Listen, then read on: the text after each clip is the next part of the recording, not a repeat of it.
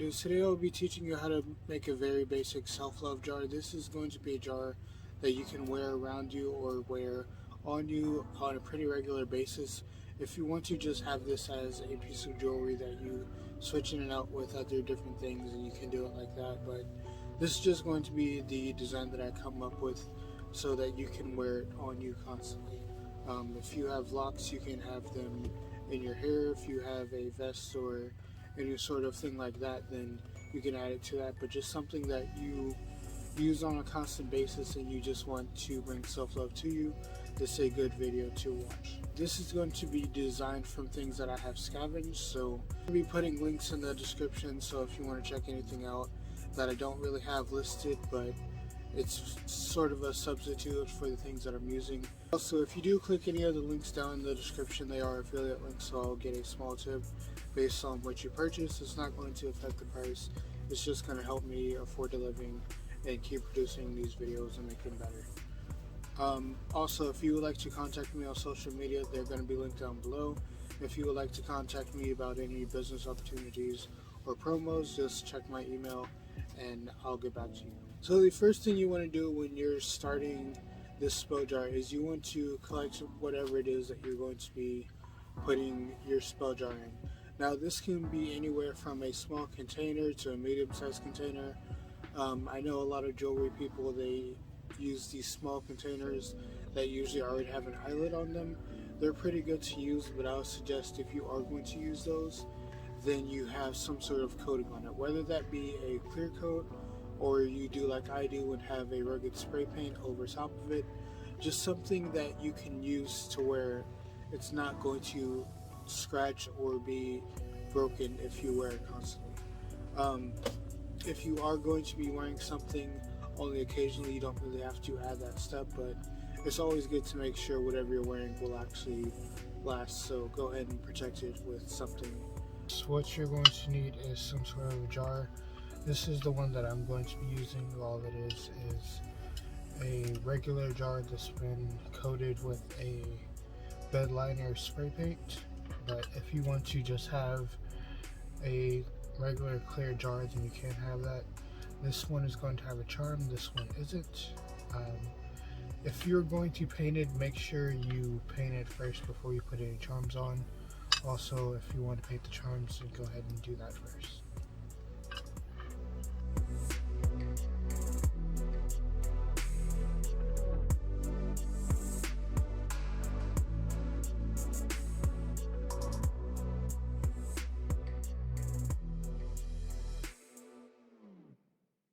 These ingredients either at a Walmart or a Michael's or any sort of craft store that you wish to go to. If you obviously look online, you can find something close to what I have, and I'm going to be going over that. If you do not have everything that I'm using, then you can substitute it out for something else, but you don't really have to focus on the materials that I have. The herbs and the different things that I'm going to be putting inside, those are just my suggestions also, so if you do not want to use the things that I have for whatever reason, then you don't have to. These are just what I use and what I'm going to be putting in my spell jar. And the next thing you're going to need are charms. Now this can be either a heart like I have, a wooden heart, or you can have a sort of protection symbol, whatever that means to you. If you want to put a cross on it, or if you want to put your religious symbol on it, just put whatever type of charm.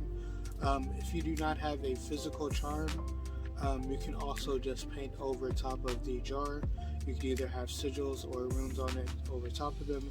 I'm going to be having a few right here, so if you want to use these type of runes or use these type of sigils on your spell jar, then you can.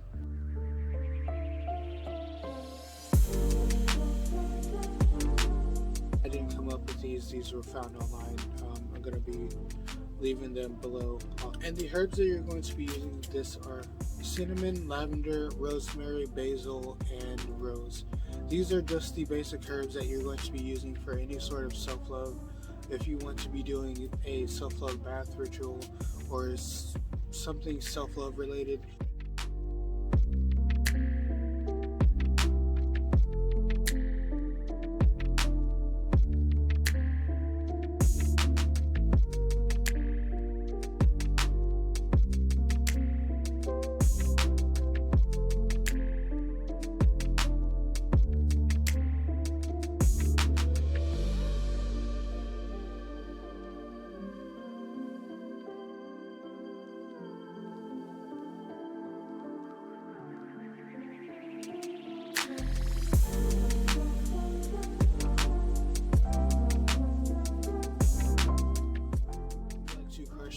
your herbs and add them to different things that you're doing. These are good because these can not only be burnt or ingested or just laid out and touch your skin, but these are good to make into tea. So if you want to have self-care and maybe you don't want to necessarily burn anything or do anything with the physical herbs, if you just have this in a bath with you or drink it as a tea, it works the same way.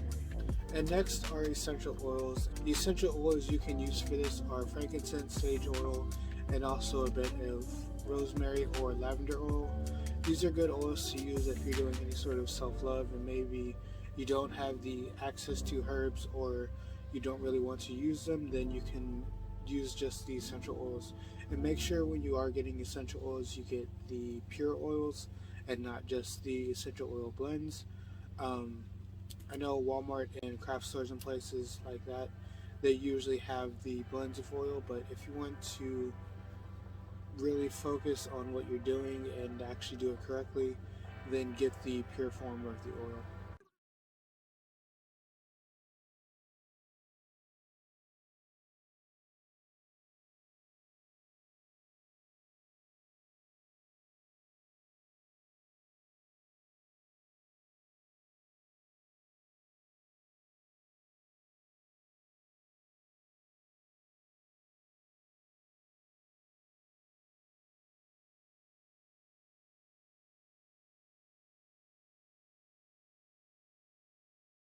After you are done adding your essential oils to your self-love spell jar, what you're going to want to do is do any sort of chants or prayers that you have over whatever it is that you're doing. So if you want to do this for each herb or each ingredient while you're creating the spell, you can do it that way. Mix it all in and then do a chant on top of it, you can do it that way.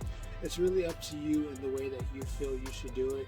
If you want to say a certain chant, then you can. If you don't feel like saying a chant, you just want to mix the ingredients, charge it, and just use it that way, you can. But I believe saying chants over it, and also when you're actually seeing this out and about, saying your chants also will help you in bringing self-love to you. A good thing about magic is the more intent and focus you put on something, the more likely it is to happen. So if you're constantly saying the chant or phrase when you're doing a self-love jar, then it's more likely to happen if you just have it sitting in a corner or you just wear it on your back constantly, but you don't really pay attention to it.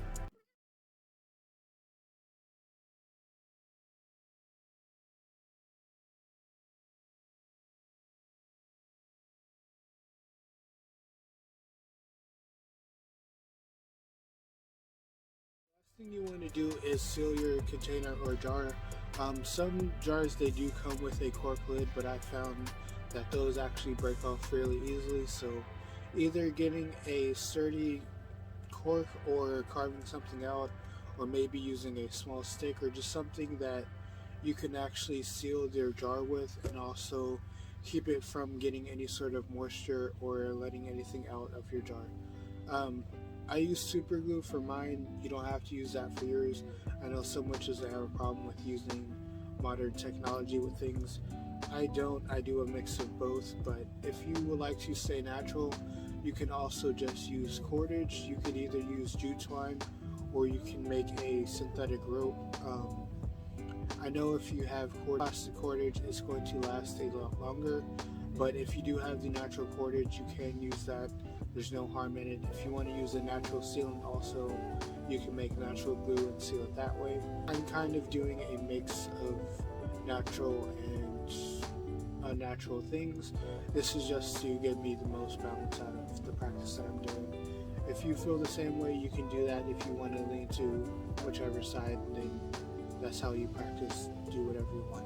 Once you are done sealing your jar, you want to do any sort of closing out. This could mean either meditating over the object that you just did, if you want to do any sort of cleansing of yourself or recharging of yourself. Whenever you are out and about and you're doing your daily thing, you're keeping in mind this spell jar that you made and you're bringing that energy towards you. There's no really point in doing any sort of jar spell if you're not going to act on it also. As much as a lot of beginner witches want to believe. You can't just do one thing and then it's gonna happen the next day and everything's gonna come true. That's not how magic works. That's not how life works, basically. So you have to basically do the work, but also trust your intent. If you feel that you need to do something during the spell, or if you feel afterwards that you don't need it anymore, maybe you've got it on your own, you didn't even need the spell jar, but you just wanted to take that extra step, go ahead and do it. You don't have to necessarily have a self-love jar forever if you want to use that. You don't have to have a protection jar forever. While you're doing certain spells, it's usually for a certain reason. If you would like to just do everything just to love yourself out, go ahead and knock yourself out, but that's not really what I'm talking about. So that's how you create this self-love spell jar. If you would like to know anything else about witchcraft or witchcraft content, just subscribe to my channel, and I'm going to be posting videos every time I can. I'm not even going to say every week because it's been like 2 weeks, but every time I can, I'm going to be posting a video. If you would like to subscribe, I would very much appreciate it. I just hit 80 subscribers, and I'm on my way to 100, and then 1,000, and so on and so on. If you would like to support me in any way, just check the subscription. I'm going to be having my social medias and also ways you can support me. But yeah, that's the end of the video. Hope you enjoyed making your jar. If you would like to show me, just tag me on Instagram so I can see it. But that's it. Make sure you have a good day in that life. Enjoy yourself and be happy.